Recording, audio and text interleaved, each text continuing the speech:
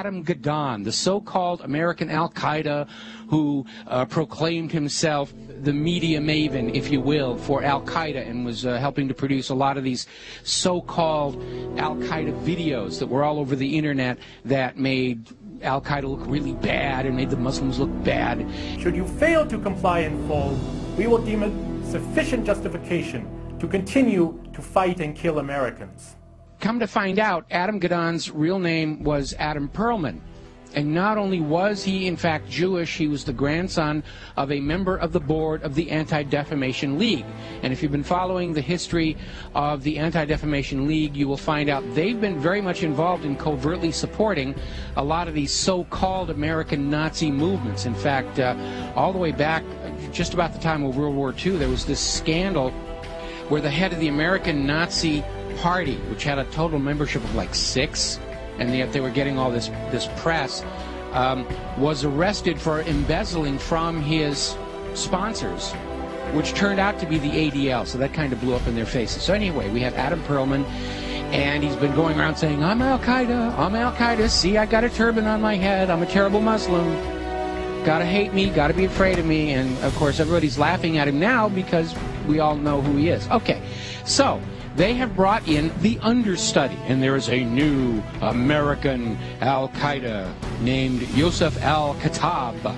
Ooh, big scary name, and they've got a picture of him out there where he's holding all these guns and knives, and he's dressed up like a wannabe Rambo, and he's scowling at the camera, and he supposedly has this website with things in it, like pictures of the Statue of Liberty with an axe buried in the back of the head.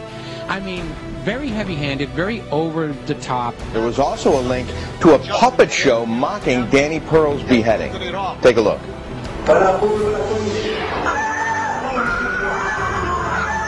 Oh, that's awful. You know, just looking more like a movie prop than anything else here. So, as it turns out, this is another fake. His real name is Joseph Cohen. He's a 39-year-old New York City taxi driver, as you mentioned. He called himself Yosef al-Khattab, but he was born Joseph Cohen here in America. He is a Jew. And he is another manufactured front to try and convince Americans that Al-Qaeda is actually here in the United States.